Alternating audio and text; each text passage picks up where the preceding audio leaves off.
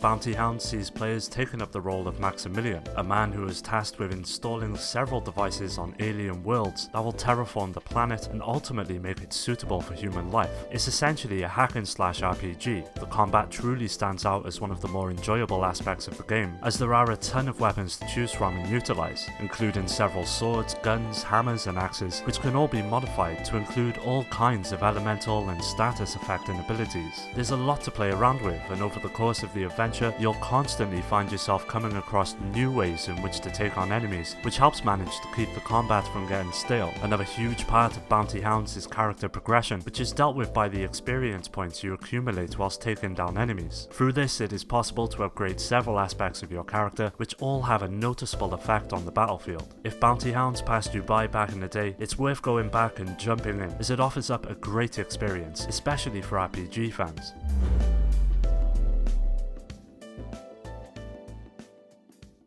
Originally released for the Game Boy Advance back in 2005, the PSP title is essentially an updated version that manages to retain everything that made the original so great, all the while adding in extra features such as voice acting and improved visuals. Now, the experience is quite linear in its execution. It doesn't really allow for much exploration and instead focuses on predetermined battles throughout the adventure instead of the usual random encounters found in many RPGs. This may have the potential to turn some players off, but for what it lacks in freedom, it more than makes up for in gameplay. Each battle is turn-based in nature and allows the player to level up and learn new abilities in which to use. But due to the fact of there being no random encounters, you'll soon find yourself being unable to take on enemies. This is where the training mode comes into play, which allows the player to hone their skills and level up outside of the several predetermined battles. Overall, it's a pretty unique RPG that may not satisfy everyone, but for those willing to look past some of the more quirky aspects of the experience, you'll find a rewarding story and adventure waiting.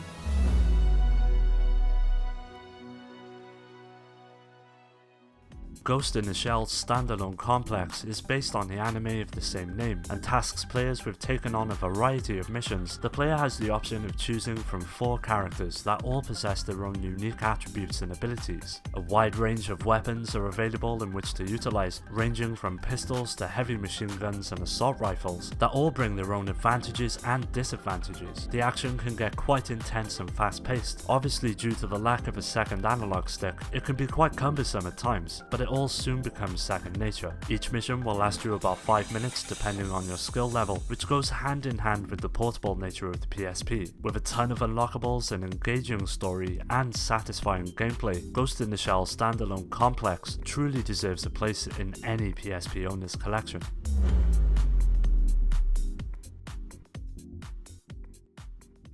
Blade Dancer is quite generic in both its appearance and the story in which it presents. Because of this, it never truly received much attention or praise upon its release. The only saving grace of the experience is the way in which battles play out. It allows players to jump into combat at their own discretion, thanks to each enemy being displayed on screen whilst out in the field. The battling system is rather unique, with each encounter playing out in a turn-based fashion, but enemies do not wait for you to make a move. Instead of yourself and each enemy having a specific amount of MP available, both the player and enemies draw from a shared amount of MP. This adds an extra layer of strategy to each encounter, and on top of all of this, each weapon you have is subject to breaking, which requires you to constantly craft new items out of the various resources you'll encounter. All in all, if you're a fan of the genre and are looking for a new RPG to get stuck into on the system, Blade Dancer offers up an experience that won't be for everyone, but it is something you should definitely try out.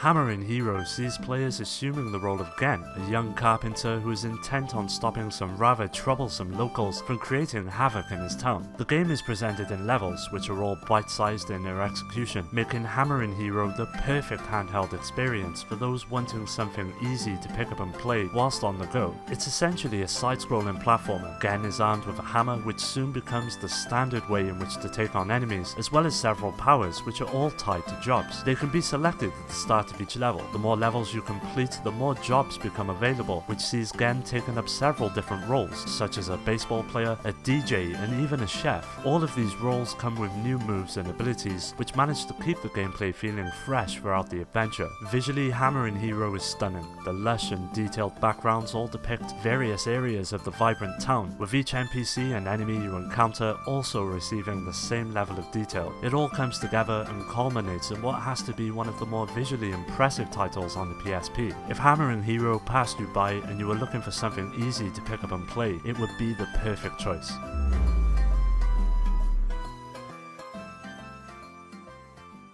Crimson Gem Saga is an RPG that never truly received the praise it deserved. The first aspect of the game most players will notice are the visuals. They are surprisingly detailed and present the diverse locations, NPCs and characters you'll encounter throughout the journey in a rich and vibrant manner. Complementing the visual style of the experience is the well thought out battling system that is turn-based in nature. It affords the player a whole host of both magical and physical based attacks that are earned through using the skill tree system, which can be used once acquiring enough experience points from defeating enemies. The system allows the player to customize characters to their specific style of play, with a whole host of options becoming available as the player advances through the tree. Although not the best RPG on the system by any means, Crimson Gem Saga still offers up a competent experience that will satisfy both fans of the genre and newcomers alike.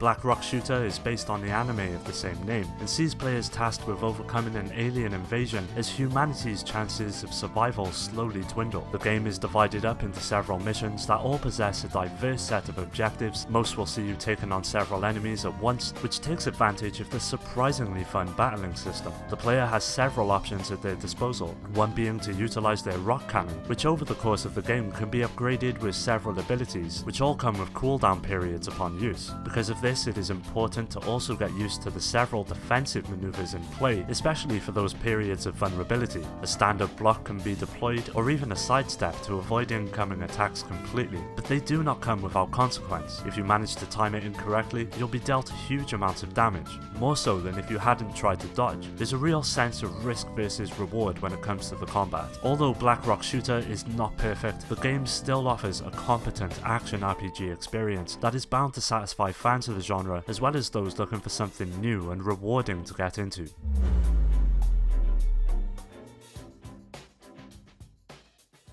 Nearly every aspect of the experience revolves around the simple concept of trying to be as quick as humanly possible. As the title suggests, nearly every action within the game can be completed within half a minute, which makes it one of the perfect pick-up and play titles available on the system. There are several modes in which to get stuck into, those being Hero, Evil Lord and Princess. Each mode requires the player to complete different tasks within the time frame of 30 seconds, from completing quests that are dealt out by NPCs to taking on evil dragon lords that threaten to engulf the land in flames. It's all quite bizarre, but at the same time thoroughly enjoyable and rewarding. There is truly nothing else quite like Half Minute Hero, so if you're looking for something unique and different to try out, there is plenty on offer here that will justify a purchase.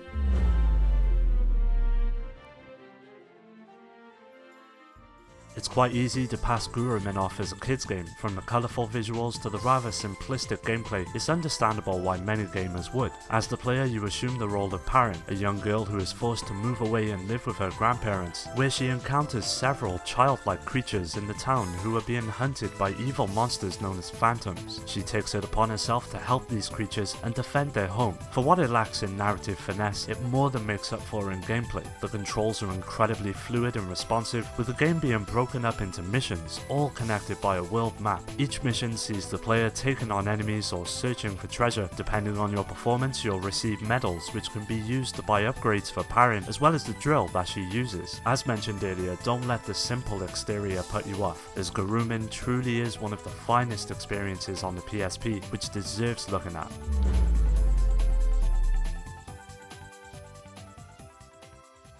Macross Ultimate Frontier is based on the anime of the same name and sees players jumping into a huge variety of machines that have the ability to transform into several states, those being primarily fighter jets or incredibly powerful mechs that grant the player a whole range of abilities in which to take on the mission-based adventure at their own pace. As you would expect, each machine can be fully customized with a whole host of weapon loadouts and visual touches that allow the player to cater each to their style of play, may that be up close and personal or attacking from a distance. There's a generous amount of options that facilitate each way in which to approach each mission. On top of this, several character-specific abilities are also included, which can really help out during the more intense situations you may find yourself in during battle. Out on the field, the controls are responsive and fluid, and after some time of the game, you'll find yourself soaring through the skies and facing head-on everything the game throws at you. Macross Ultimate Frontier is a real showcase for the PSP. Visually, it is quite remarkable, and the fact that it is all running on a handheld is a real testament to the team behind it. If you're looking for some intense mech action on the PSP, Macross Ultimate